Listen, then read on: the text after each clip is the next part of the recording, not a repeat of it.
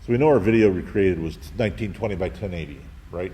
And I think that's what everybody's video is. If yours is a little bit different, that's fine. Pay attention to what size your video was, though, because we're going to create graphics that'll match that size. So I'm just going to go into Photoshop and create a new file. And I usually just use web because it's an RGB format to do this.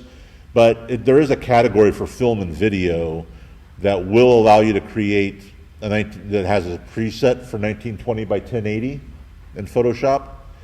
And when we select that, RGB, it's all good, we say create. What's kind of nice about using the template for video is that it has guidelines on it already to indicate our safety and trims. So, which is why I picked that one. I mean, you can use any RGB format, doesn't really matter, but this one already has our safeties plotted, and we want to pay attention to those, all right? So I've got a 1920 by 1080 composition, and I want to create some graphics here. And what I'm going to do is just sort of a logo in the corner kind of a thing. I mean, we could do all sorts of things with this, doesn't really matter, but we're just going to create kind of a corner graphic. You'll see a lot of times you'll see a logo, brand logo in the corner or something like that. It's that sort of idea. So, but just know that what I'm going to do here, if you're doing, I mean, like you can make overlays for games, for gaming. You can use Photoshop to do that kind of thing. And so we're going to do it for video, but just know that what I'm going to do here can be used for all sorts of stuff, all right? So I want to focus on this as a raster document, actually. Photoshop does allow us to create elements that'll be, or not raster document, I'm sorry, vector document. Photoshop does allow us to create vector shapes, and I mean, when we outline objects with a path tool, we can create a vector mask out of that. So I'm just going to use the pen tool, a couple of shape tools, to create a couple of vector objects. And the reason I want to do that is, if I would need to, midstream, I needed to make this a 4K video, those would still hold up, So vector is always better when you can do it, especially for stuff like this where we're going to have type that we're not going to want to allow to fall apart, If we just use regular raster type, it will be a little soft in video no matter what we do. So the only solution there is either to make it really oversized, or we make, we use live type and we use vector shapes to do that. So I'm going to start with, in my graphic I had, it's just sort of a shape, a translucent shape that runs in through the corner here with a circle and auto weak on it. I don't know. I kind of struggled to find good type to put in there. I mean, but most of my video is done with cars. So consider that, if you're doing this with me, which should be fairly easy to do, pick something that goes along with the video that you started building, if there's anything. Otherwise, anything will really do. This is a practice thing, kind of warming us up to do something real. So that's what I made. So I'm just going to jump back over to Photoshop and I want to start with that translucent shape that I had. So I'm going to grab my pen tool, and when I use the pen tool, or any of the vector shapes, like circle, square, triangle, all that stuff, there are different ways that I can apply it to my artboard. So if I look up here in this bar at the top, with the pen tool, I have the option of creating a path or a shape, one of the two. When I look at the primitive objects, I've got options of pixels, paths, or shapes. So I'm going to focus on doing shapes, I think, to start with. The nice thing about shapes is that it will create a vector object and it'll be filled with whatever I want. So I'm going to start with that little corner shape I had, and I'm just going to set my color to black because that's what I had. And I really don't want a stroke on it. Set those. And then using my pen tool, and I'm going to do shape, see what I get. Select shape. I'm just going to kind of draw, and I can go off the artboard, which is, or the canvas, which is nice. I'm just going to kind of draw a shape that sort of does this. This is probably a little bit big, actually, but that's all right. So because I selected shape, it's actually filling that object in, just like I would be working in Illustrator. You know, when I work in Illustrator and I draw the pen tool, if I've got a black fill, it fills the shape, the path. So Photoshop handles it the same way. And you'll notice that on my, over here on my layers menu, here's that shape, and it's got a little icon of a path here, and it's labeled as a shape. So it's a little bit different from a regular raster layer in that regard. If I go into my paths, you'll see that there is a shape path here. So if I deselect, that path goes away. But if I go back and select the layer, the path returns. So I can still, with my direct select tool, here right below my pen, or below the type tool, I can still go back in here and I can still modify this shape if I want to. Do that. Maybe I'll pull this over just a little bit further. I can, oops.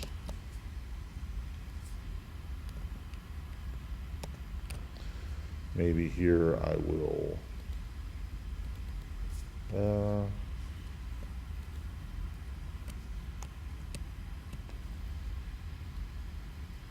I do have a convert point tool under my pen tool, again, just like Illustrator.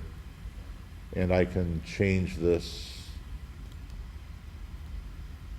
So if you're able to use this, the pen tool in Illustrator and any other app, you can use it here in Photoshop.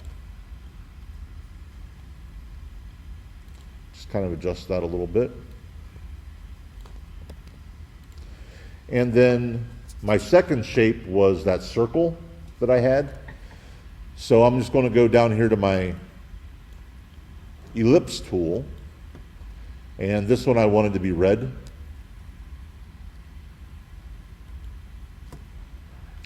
Want no stroke on it, I don't think. Yeah, for right now I don't.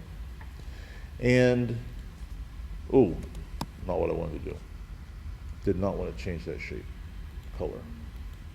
Deselect that layer so I can create a new colored shape with my circle tool or ellipse tool. I'm just going to hold down the shift key and draw a red circle. And notice I'm keeping these guides that I've got along the edges. I'm keeping this all inside of the outer guide.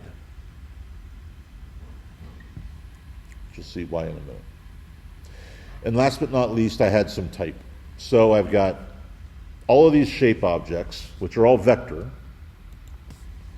And I'm just going to set the type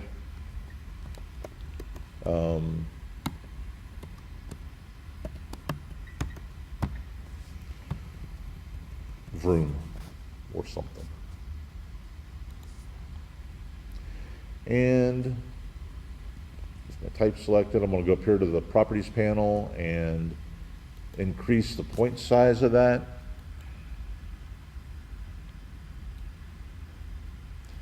Maybe we'll do something kind of like that. That might be kind of big, but that's all right. I'm going to put it in place, see what it looks like, and then modify it. So, use any typeface you want. I've got a typeface called Cubano Italic Sharp Italic that I kind of like. That works well for these kinds of things. So, and I'm going to scale it down a little bit. I do know it's too big. And then I need to be able to hold this white type over the background area. So with my type, I'm just going to run down in my layers under effects and grab, and we'll do a drop shadow. I usually like outer glows, but drop shadow will work. Do a drop shadow. Probably a little big.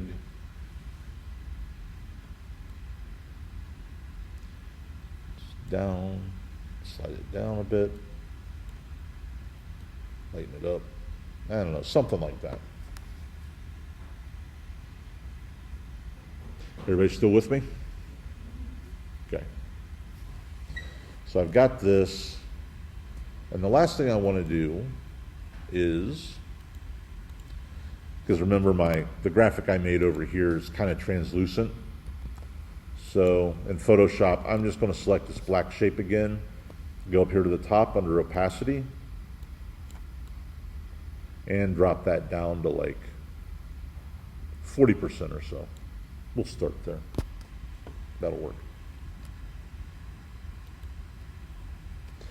And when we all get that, let's save the file. I'm going to, just for good measure, I'm going to actually turn off the background layer so that everything else is transparent. Actually, I'll leave it on. That'll let me show you something in Premiere. I'm just going to leave that on, but we're really not going to want the white background. So, but we got that. And save as to the folder that you are working on your video in. And this is one of those cases where probably a new folder would make sense for graphics. And this will be our branding graphic. That as a PSD file and save it.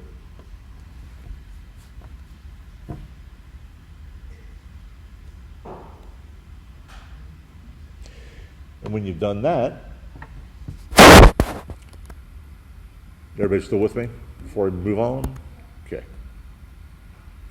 So I'm going to go back into Premiere and under my project window here, if I just either go File, Import, Command-I will bring up the import, as well as right-clicking in the project area, I can get import.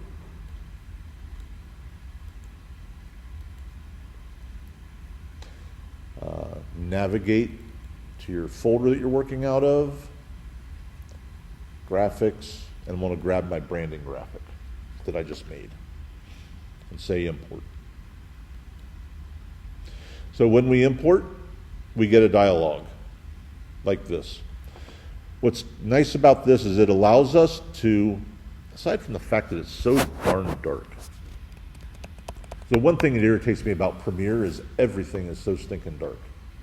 But anyway, it allows me to only import the layers that I want to import. So I don't want the background layer because I want the video to show through. So I'm just going to turn off the background layer.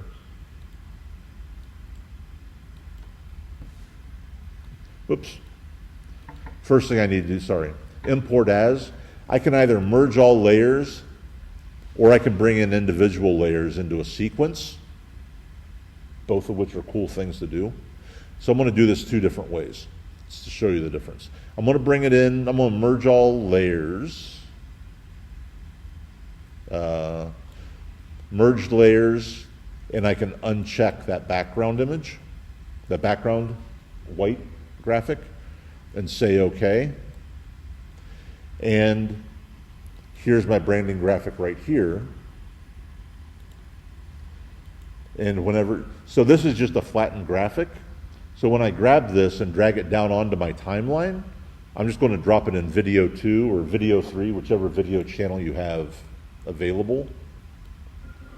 Place my cursor here.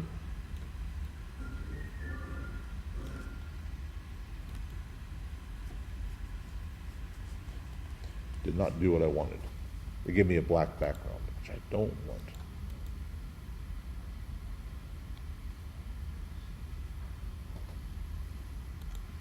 So that's what that did. Not really desired. Gave the black background. Let's do that again. Let's just clear that out. That's fine. Let's import it again. Grab it. Do an import. This time I'm going to actually bring it in as a sequence. Turn off that background color. Make sure that our footage dimensions are the document size, because we made it the same size as our composition. Document size, turned off background. Let's see if this gives me what I want. Say OK. And it actually brings it into a folder with all of the individual layers,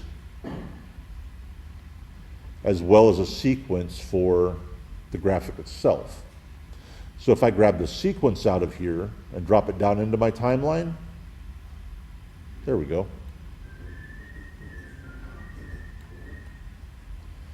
Now I can see through there. Although I still don't really like how that came out, but we can tweak it later.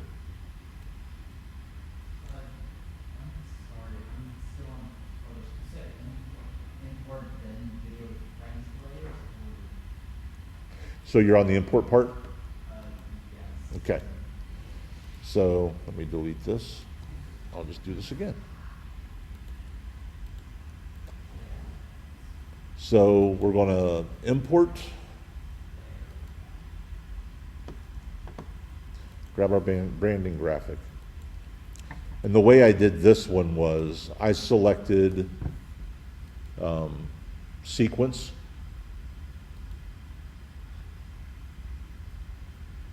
And the footage dimensions are going to be our document size.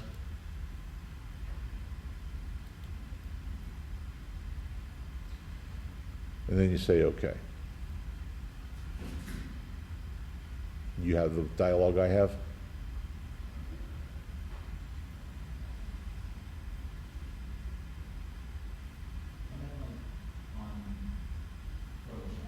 Oh, you're still in Photoshop?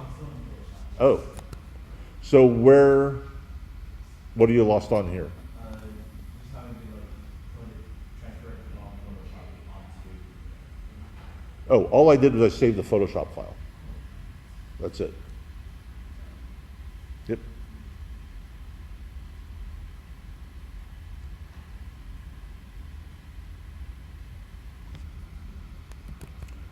Yeah, just make sure you save it as a PSD file.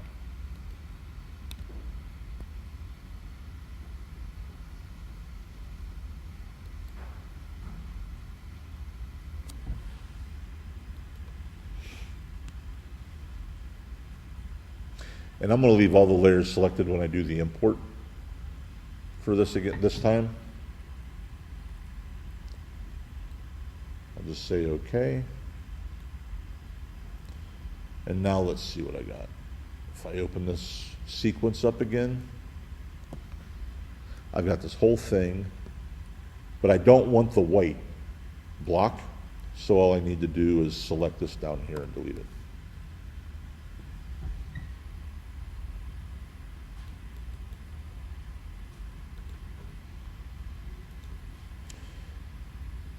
And I'll go back to my video, grab that branding graphic sequence, drag it down onto my video channel.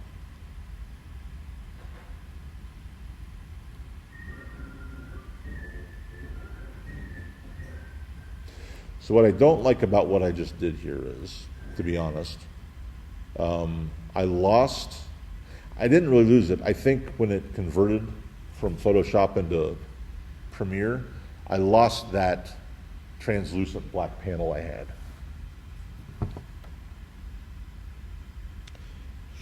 And I still got my drop shadow, but it's kind of light.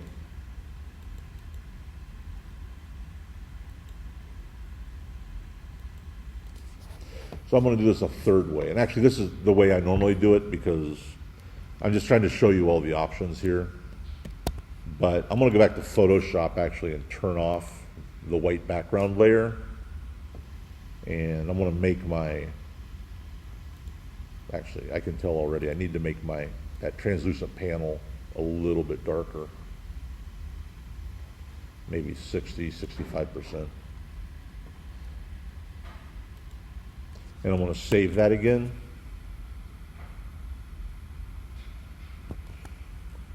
And come back over to Premiere. And you'll see it did update in this sequence. It did update that gray panel. It's a little bit darker than it was before. All right. But I can also, when I import this file, select it, and I can just merge all the layers. It's just my background layers are turned off. That's perfect. If I merge all layers, it'll just bring it in as a PSD file.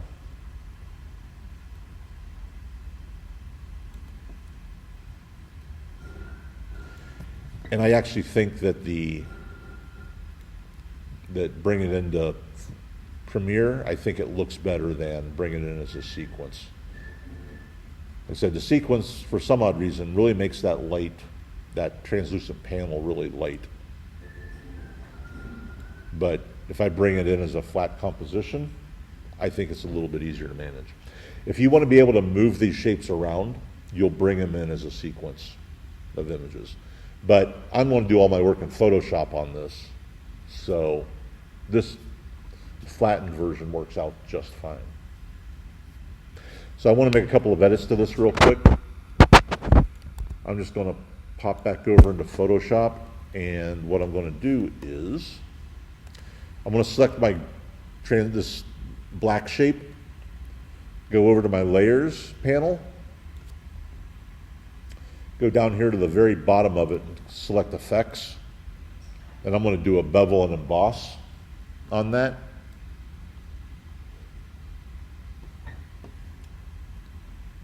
And just kind of set, so I want some separation in some of these shapes. I do think the size is a little bit big, so I'll drop it a little bit. Say okay. And I'm going to do the same thing with this round circle. Select it. Go down here to my effects. I'm going to add a bevel and emboss to that.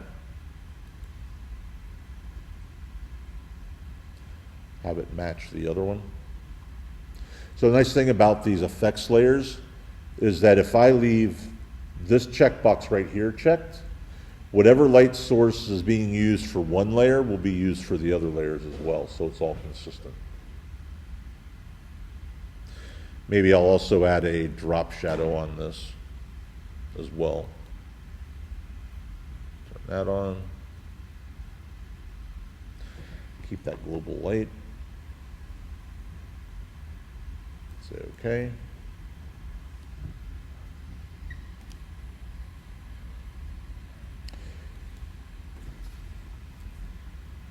I'm just kind of dressing up. I mean, I just kind of really roughly built the graphic to start with to kind of see how big it was going to be with the video. And now I'm just kind of dressing it up a little bit, adding some stuff to it. Maybe I jump over to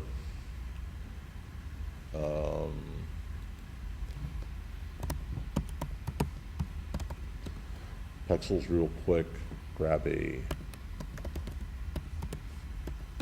racing flag. Do we have one?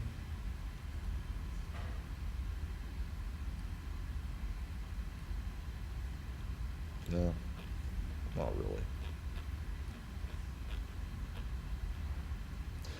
Pixels usually doesn't let me down, but this time it did.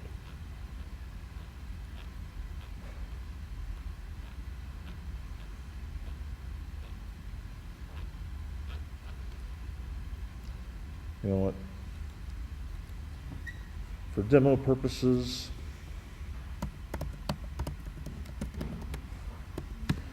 I'll just go to Google.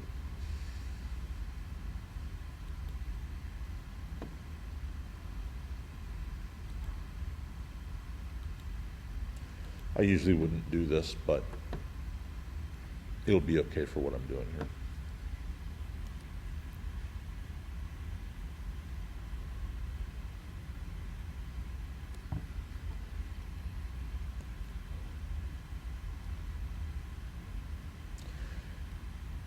Actually, I'll just grab, yeah. You want to import as merge all layers or So you can do it any way you want. The last time I did it, I merged all the layers. I just turned off, but you got to make sure that that background layer is off in Photoshop to do it that way.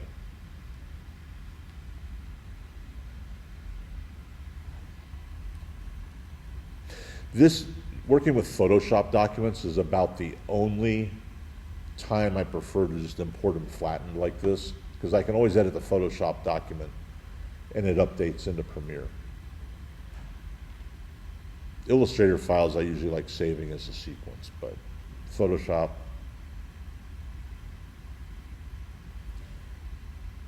I've found tends to be a little bit of a pain, so not really a pain, I just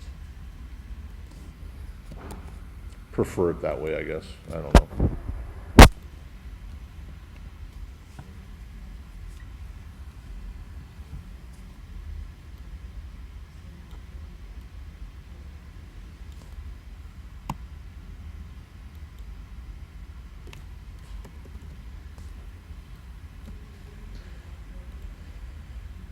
That, multiply it.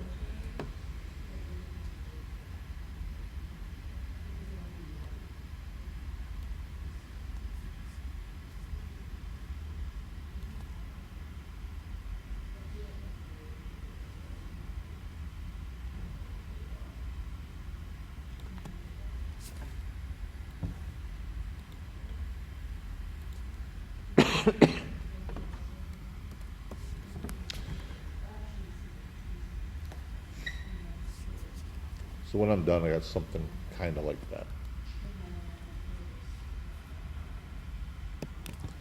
I'll save it.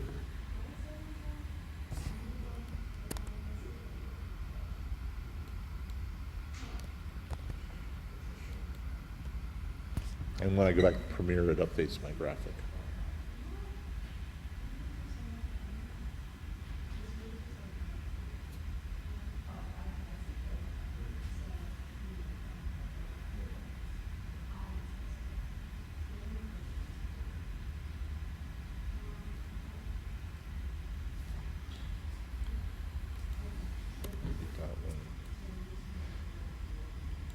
And the nice thing about graphics like that are that they come in at a certain length, but you simply grab the end of it and drag it out to your composition length. So now I can have it over top of my entire video.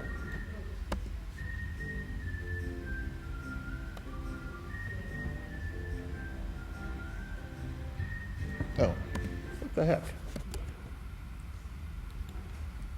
TVs have not been my friend today. All right, disconnect, and let's reconnect.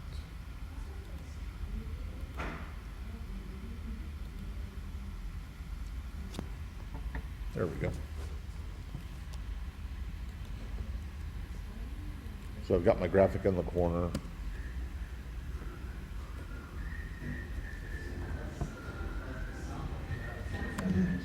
What's that?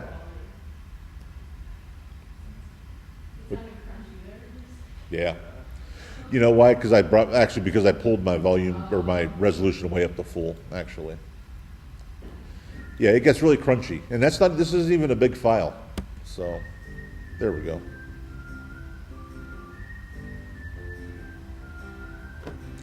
But we can create, you know, logo graphics and that kind of stuff to add into our videos pretty simply this way. So,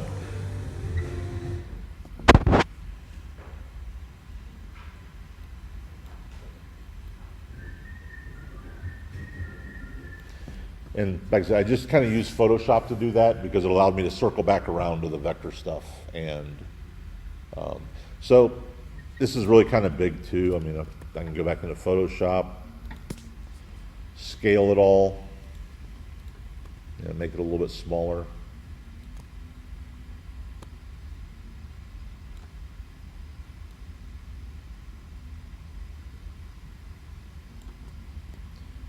Grab my type. Make it a little smaller.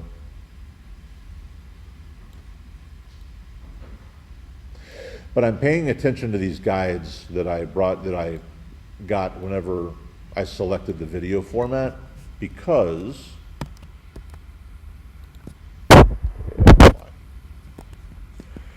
over in Premiere, they'll match up to my safeties within my video. And safeties are just like your print margins in print. If you're doing broadcast video, it protects your video and your text from getting cut off.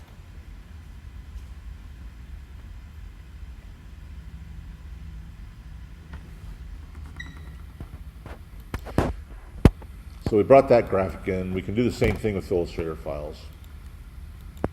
So now there's some other stuff we're going to do inside of Premiere. We ready to move along? So part of what I had you, whenever we made our video last time, I had you do add a couple of photos in there, but they're really kind of static. So this gives us an opportunity to take a look at the photos and apply a little bit of movement to those as well. And we're just going to do it with transforms. So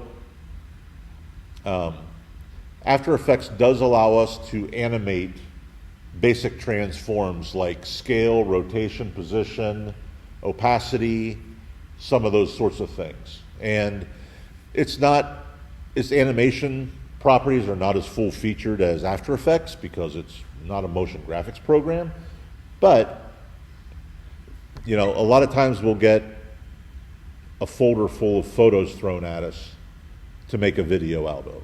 So we need to be able to do something other than, you know, have still images on the screen. I mean, you know, when we play through my video I've got here, it's pretty decent until we get to those photos, and then it just kind of dies because they just sit there.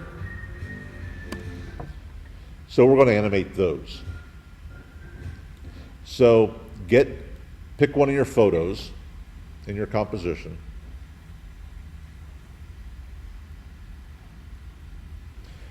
And we're still working in that Essentials workspace. Yeah, Essentials workspace.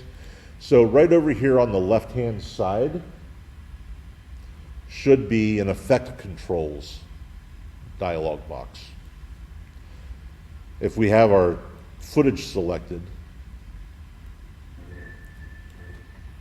you'll see there's a motion effects, as well as opacity and time remapping. So we're going to look at this panel and pay a bit of attention to it now. So I want to do a slow push on the gear shift just for some movement in this. So if I move my playhead to the very beginning of that clip, and I'm just going to sort of adjust my windows here so that I can, what I want to look at is over here, which is going to allow me to put keyframes in. So the concept that we're going to look at here carries over to After Effects, which is keyframe animation. So if I put my playhead right at the very beginning of that video, like right there, or the photo, come up here, and I want to adjust the scale, like I said. There's a little stopwatch right next to that, as well as a little arrow. If I open up the arrow, it gives me a slider, so I can sort of slide that along and do something kind of neat. But this little stopwatch is kind of the key. So where my playhead is placed, at the beginning, I want to animate my scale. So I'm going to click on that stopwatch, and it's going to turn blue. And you'll notice that over here next to it, it puts this little dot. That little dot's called a keyframe. So basically what it's done is it's marked 59.2% in the timeline at that point. Now if I grab my playhead and I slide across to the other end of that photo, and I scale up my image, maybe like that,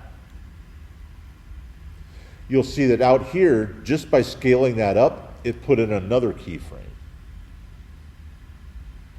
So that, and basically that marks the 91% scale of the photo.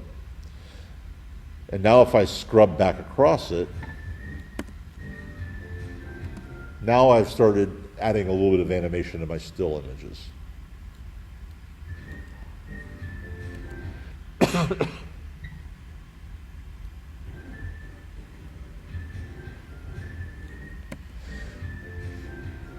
So we can animate images that way.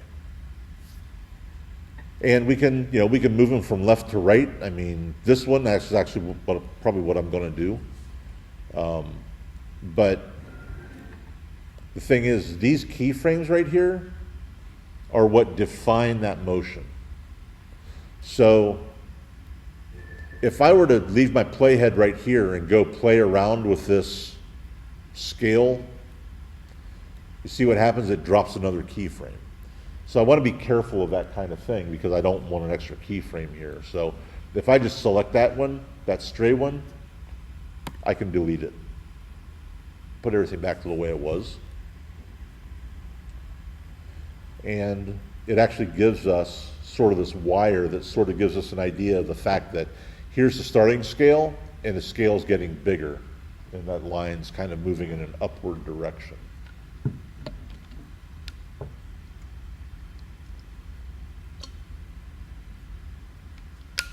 Does that part make sense?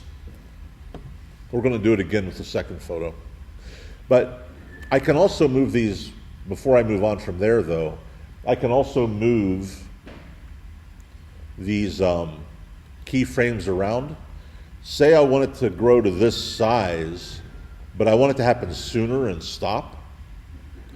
I could just grab this keyframe and slide it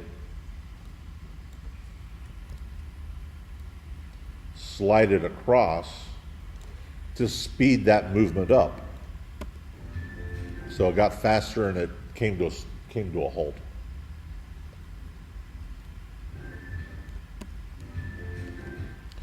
So does the animation portion make sense to everybody? Mostly? We're going to do this again with position. So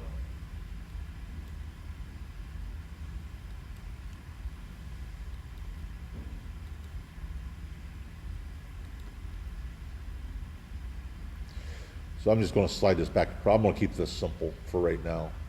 There is more to this keyframe animation.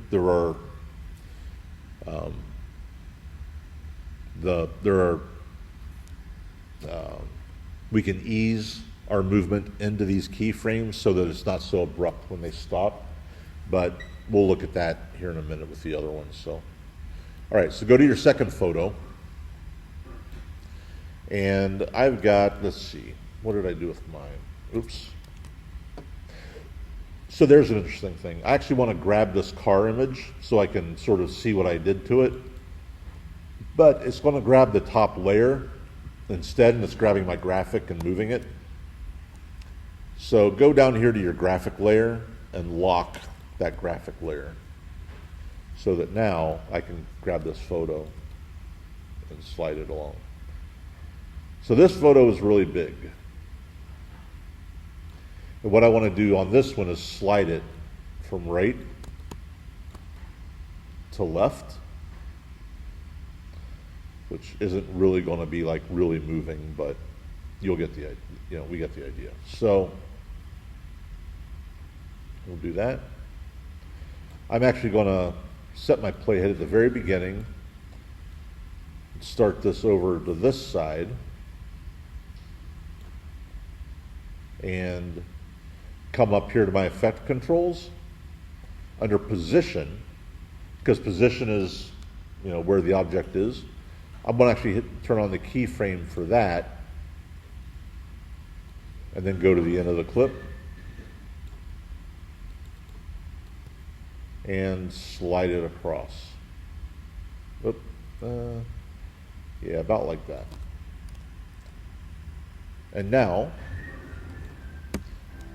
so now my photos are animated after a fashion.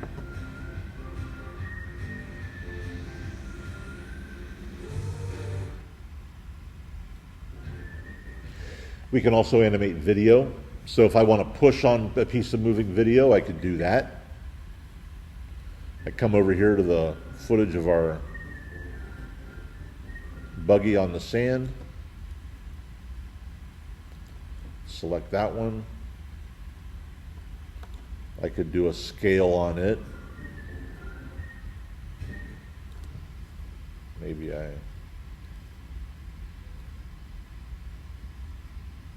actually, maybe I do both a scale and a position on it. Let's undo that. I can set the scale as well as the position.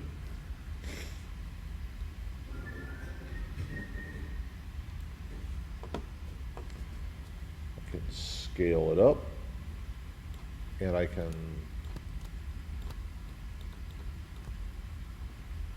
sort of slide it up.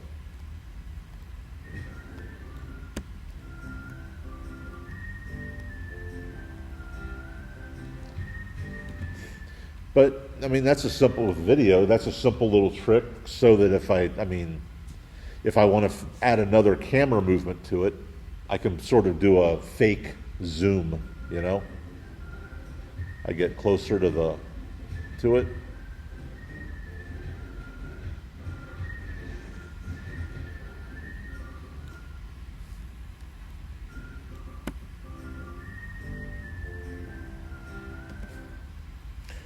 So I can animate, and anything with a stopwatch next to it, I can animate in that, just exactly that way.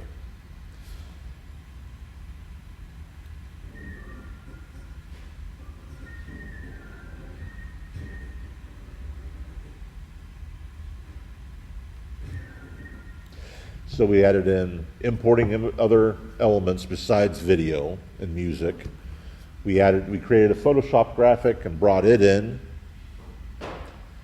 That could have been a text super just as easily. I mean, anything like that we needed. We can also set text in Premiere Pro, but the graphic is sort of a static thing, logo-like thing, so that made sense. So the last point I want to cover with these animation principles is easing and movement. And I'm going to do it with this one right here. So I'm going to select my gear shift again, and I'm actually going to speed this. I'm actually going to have this zoom a little bit quicker, but it's going to stop. And by default, all animation movements are very linear in nature. Basically, they start from point A, and when they get to point B, they just stop. All right? And that's what we're looking at with the shape of these two keyframes, is that it's a very linear movement, and that, it just sort of stopped when it hit that point. And we usually don't want that to happen. Usually we want to have those animations have a little more refinement to them. We want them to ease into those points a little more naturally. So again, keeping an eye up here, if I right-click on this last keyframe, so there's this keyframe, I'm going to right-click on it. At the very bottom, there are a couple of options. Well, actually, there are a lot of options here. this is a linear movement to start with. And we can change the wire between to a Bezier or an auto Bezier, a continuous, but I'm going to go do the ease in. So the difference between ease in and ease out is that I want it to, as the motion's happening, I want it to slow and ease into the keyframe that it's moving towards, all right? So, you know, it's going to get to whatever scale it is right here, but I want it to slowly move into that. So if I grab ease in, you'll see that it changes that icon, that little keyframe, to this hourglass shape, and it changes the shape of the wire from one point to the other. So now as I play this through, instead of just plopping right into that final position, it sort of eases into it a little bit. And by default, the easing is a little subtle. It's there, and it's definitely different than it was. I mean, if I undo that, and see, it just kind of stops.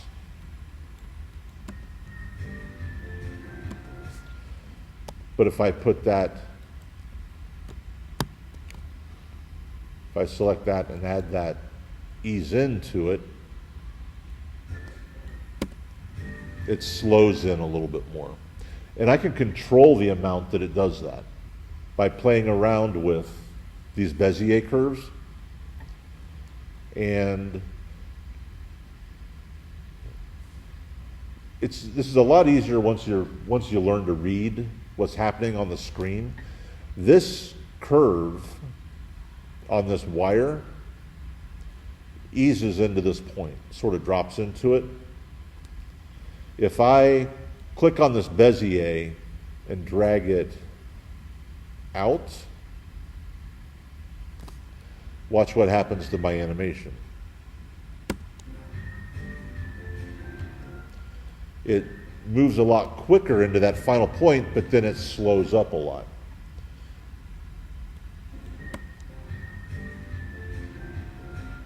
And actually, it's not a very long clip, so that motion is really not the most pleasing motion as it is. I could go ahead and take it back some, just sort of slide that Bezier back.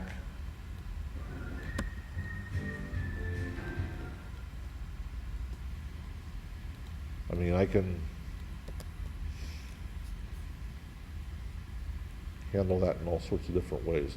The best way to get used to them is to play around with them and see what change it makes to the timing of the object as you zoom into it.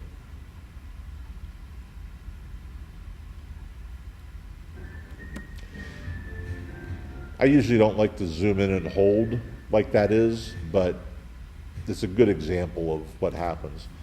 So it becomes maybe a little bit nicer if I actually now take this keyframe and slide it back to the end of the clip. It's actually a better look for the movement overall. But easing is a very important part of animation, and I'm going to say it a million times between now and the end of the semester. So if you didn't really catch what I did there, it's worth having me do it again. Do we understand what was happening there with it? Did we catch it? Malcolm? Or what do we need? From where? I want to make sure you understand the concept, because we carry this concept into After Effects and everything else. And sometimes this is a little tougher one to get than most of the other ones. So, do you have the animation overall?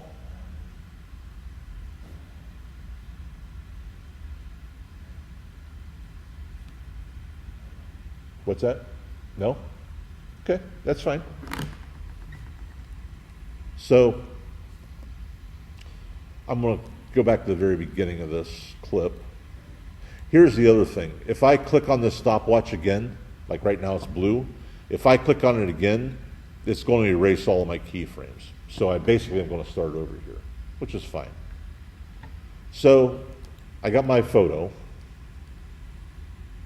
selected. I've got it.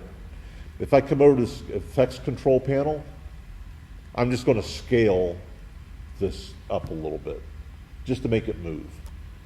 So I'm going to go to scale, and this little stopwatch is going to allow me to is what's going to allow me to animate this. So if you click on the stopwatch, it should turn blue. Is it blue?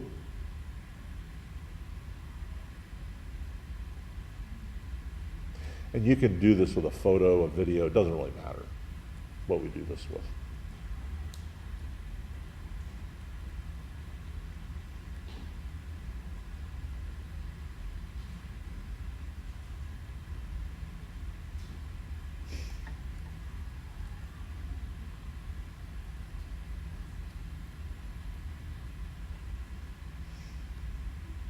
Did you get that, or?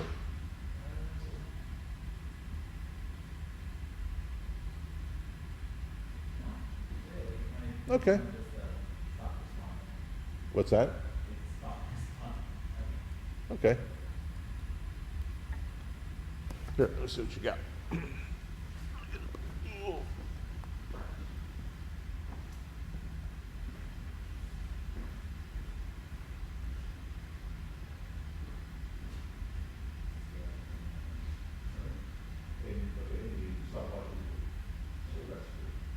So where, let's see, so that's the food we got here. That was the very beginning. Okay. Actually, why don't you actually put the stuff up again? So we're going to play it here in just rather than because you can trust it. So now I'm going to scale. Okay, see if I got what we think. So now we're playing it. We're going to focus on this. We're playing it there. And scale, looking that up, scale that up a little bit. There we go. See if we remember. So now, if we just sort of drag across that,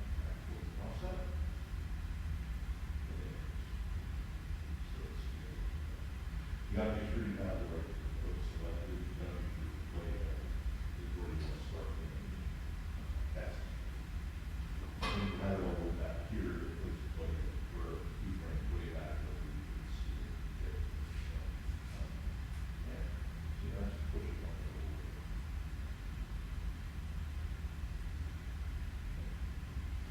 So then, okay, so you know where the two keyframes are now. So if you right click on, or control click on one of those. Yeah, if you slide it, so if you slide it around, you'll see that it just basically the animation portion is sooner. Okay.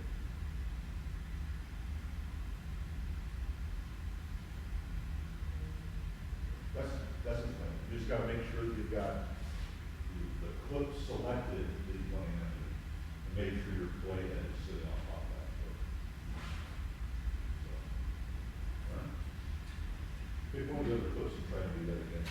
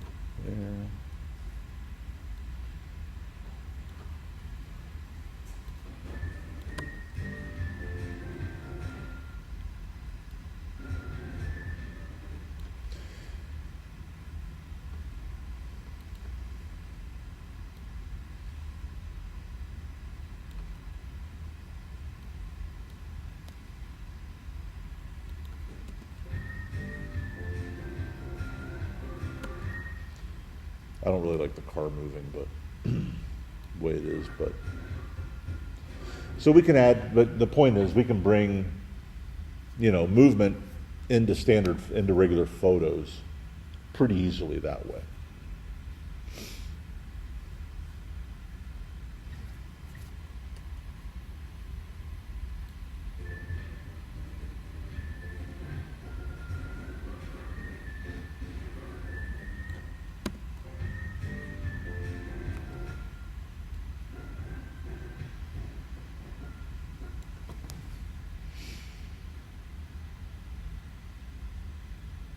Anybody else have any questions with that? We all got it? I'm telling you, animation is being able to animate in keyframes and whatnot is a huge thing from this point forward.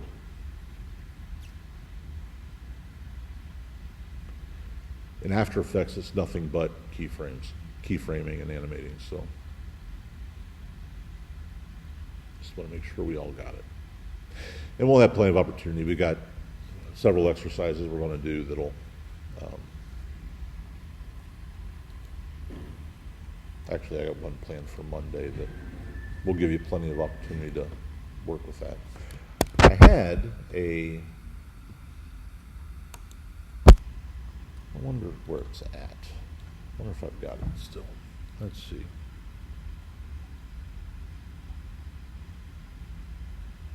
I think I actually did this with Premiere. I don't think I did it with AE.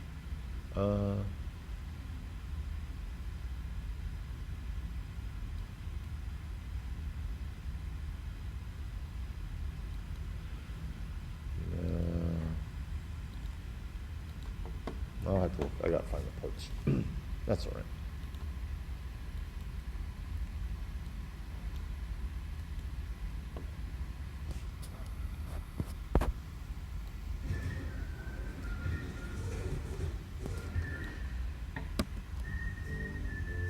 So we could even, if we don't want like this graphic, we could still animate that too. So say that I don't really care for it to be on the screen when the video starts, but maybe I want it to kind of start here. I could select that. I gotta unlock it first. Select that. I could go down here to my opacity, and maybe it starts off, I set the opacity down to 0, so it goes away entirely. Bless you. I can set a keyframe for that and come across to maybe right here, pull it up to 100 so that I fade that graphic on screen. Simple little animation movements in Premiere. And maybe once it gets to the end,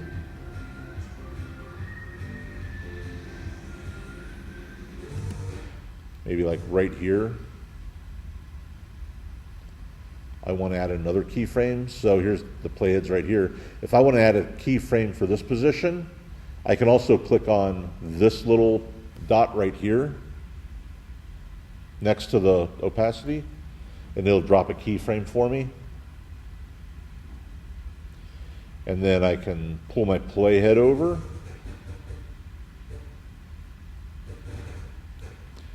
And I can run my opacity back down to 0. So it fades in right there. Bless you.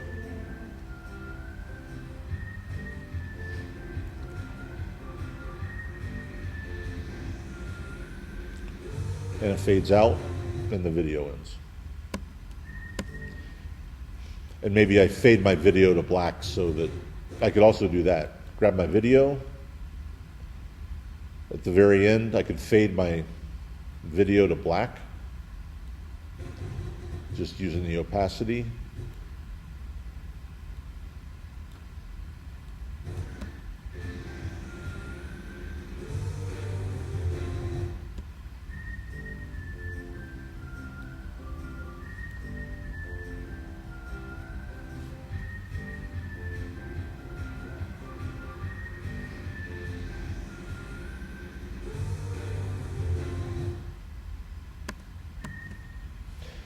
honestly, pretty much what we've done the last 2 days, aside from other miscellaneous stuff, is the most complicated Premiere really gets. I mean, and it's not even really that bad. Bless you. You just got to make sure that you have a grasp of the concepts.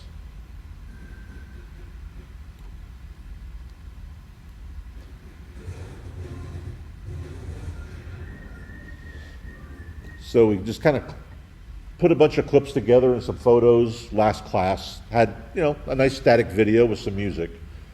We can start adding some life and some other elements to it now. So, kind of getting tired of that song, but nonetheless.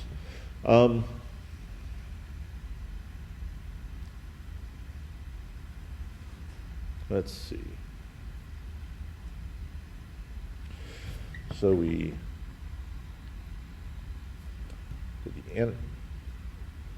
brought in the Photoshop document, did the animation portion, and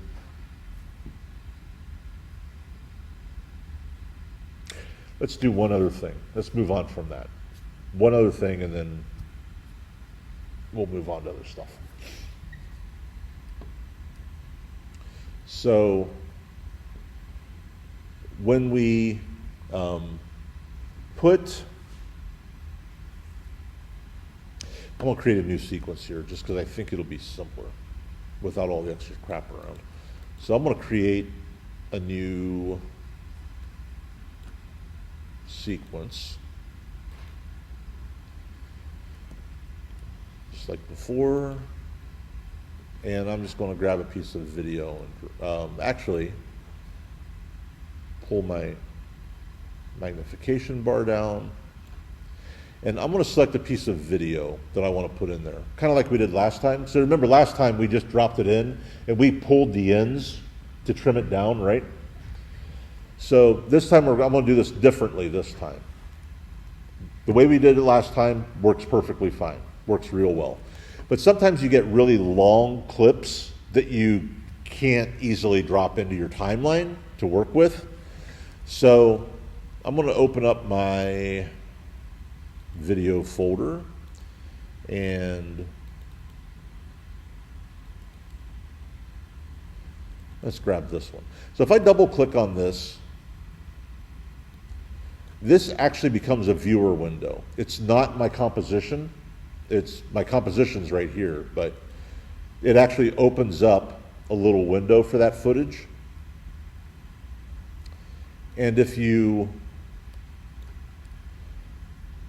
down here is just a timeline for the full length of the clip. This is specifically, what I'm looking at right here is specific to the clip. It has nothing to do with my timeline or my sequence that I'm dropping it into, just the clip. So if you remember, we set in and out points for our video so we knew when it starts, and so Premiere knows when it's to end when it renders it. We can do the same thing here. So if scrubbing through this video, I decide that I really what I like best about this video is where it starts to kind of turn towards me a little bit.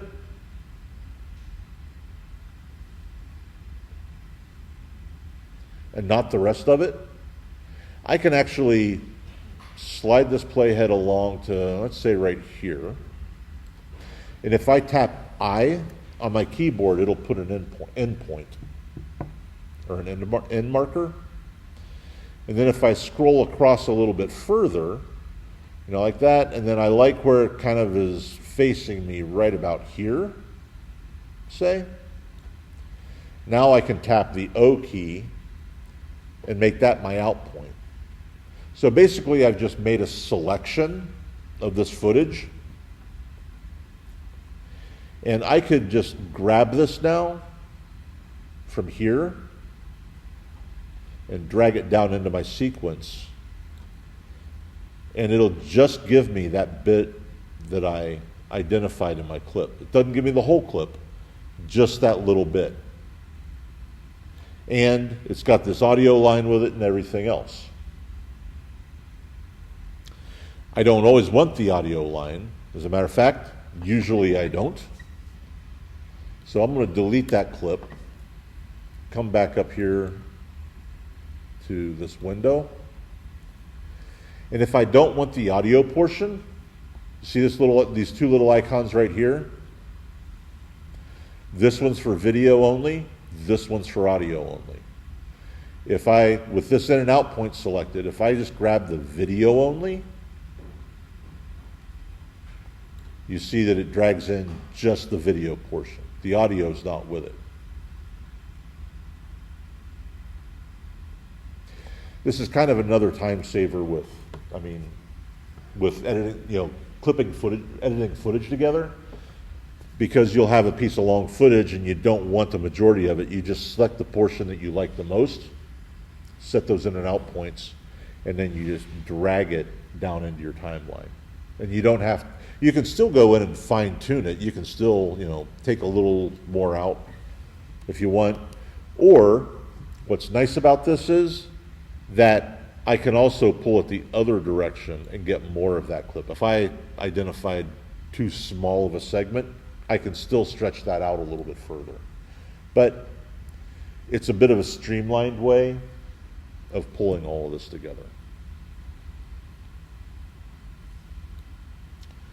That's the second way we can actually pull footage into our composition and do it without the audio line. Because remember, like when I did this before, I muted my audio line. Now I don't even have to worry about that.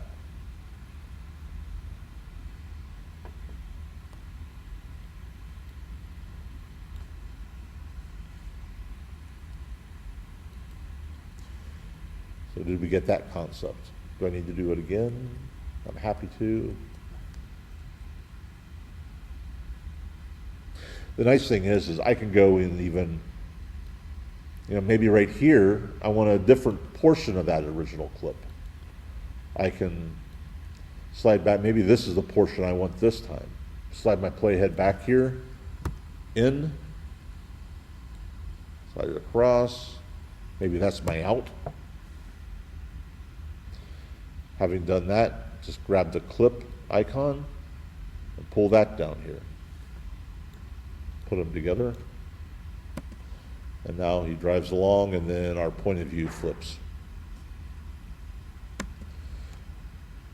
So I've kind of started now, rather than dropping entire clips in, I'm just pulling bits and pieces of a clip that I like for specific purposes and dropping those in and kind of mixing it up a little bit.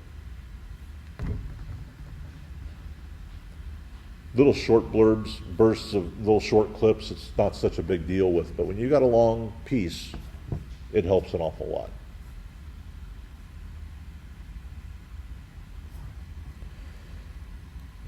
Come back over to here. Oops, go back to my source.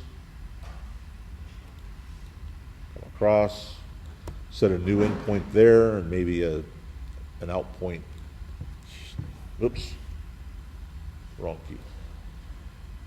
Endpoint here, out point here.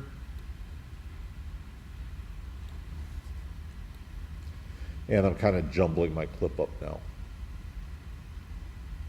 Actually, all I created was a bad jump cut when I did that. That's actually pretty bad. I wouldn't want to do that normally. But you understand? Got it?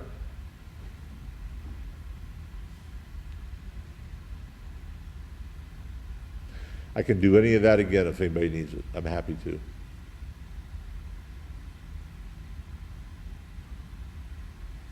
Okay. Yeah.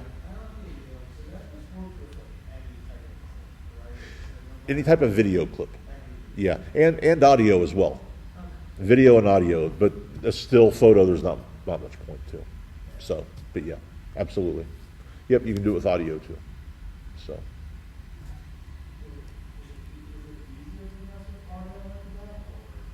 Easier to take out the audio that way? Actually, there's another way to do that. So, I'm glad you asked. Last thing. So I'm just going to grab this clip rather than edit it because I know it has an audio line to it. Drag it down here. So I've got them both. And let's just zoom in here. What did I do? Did I just grab? Oh, I just grabbed that small little clip. Hang on a minute. Let's deal with that. Let's reset this. Oh, because I still had this set. Let's set my in and out. Back to where they were. All right. So now I can just grab this and I'll drag it in. There we go. It's more like it. So I've got the audio line attached to that. I can remove this audio line if I don't want it by simply clicking on the clip, right-clicking on it, and scroll down through the menu to where it says unlink. If I hit unlink, now my audio and my video are separate. I split them up. This probably wouldn't be desirable, but I can move those around, or I can simply select that audio line now and delete it. That's the other way I can remove the audio line. I don't have to mute it that way. I mute it if I just want it out of my way temporarily, but if I don't want it at all, I can unlink it and remove it. The other reason you would unlink audio that way is, and we'll probably talk about this next week, but I want to do that. I can unlink it, but if I want to do a J cut or an L cut between my footage, I could unlink those. I could shorten the video portion, but let the audio hang out here so that this clip's audio picks up in the previous clip, which kind of foreshadows the footage that's coming. And it's called an L cut when you do it that way. And if you've got footage after it and you want to do the same thing, no, that's called a J cut, sorry. This is a J cut, and the way you know the difference between a J cut and an L cut is that the shape created by the starting points of those two form a J. And if I pull my video footage in, this shape forms an L. So it's a J cut and an L cut.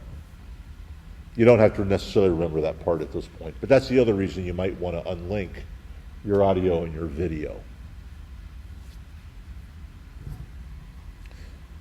But it's a nice editing technique because especially when you're cutting from one scene to another in video, by introducing an L cut or a J cut, you can foreshadow the new footage that's coming by starting its audio early.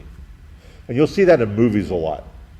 If you kind of pay attention when you watch movies, a lot of times the audio for the next scene will pick up early before you ever get into that. So it's an editing technique.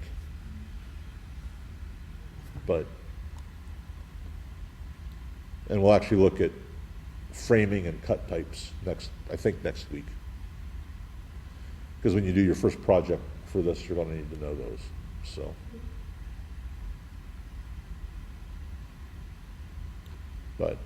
So we can split up our audio and our video that way. And in case you missed that, it's quite simply right-click on the audio video footage and unlink is what you want to do. You can also, by the way, enable and disable footage. Right there.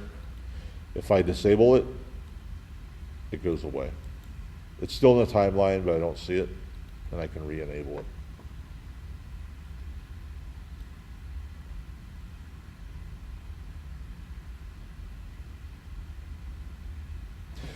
Any questions about splitting the audio and the video apart? Need to see it again? Anything like that? All right.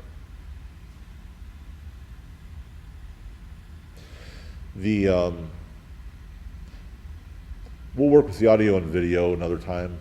We don't have to with this. What I would like though to make sure you've done is the footage that we've built, the video that we've built so far, our first video, I would like a graphic in that of some kind, just as part of our process. And then apply some animation to the photos that we put in there. I do want that done to this piece of footage before we move on from it. And if you want to fade to black or something, you can do that too. I mean, whatever animation principles you want to add to that is fine. I don't think we should ever, if we're doing video, we really shouldn't ever have a static photo just laying in the middle of our video. Because A, we don't need to, and B, they tend to be kind of boring. Unless there's some creative reason for it, obviously, but generally in a video, you really don't want anything ever standing still, from my point of view. Unless there's a creative consideration. So, which happens and comes up, so. But, all right. By the time we're done here going through this, we'll have put together a short little video. I mean, it's pretty common short video. So it's only 15 seconds, but doesn't need to be any longer.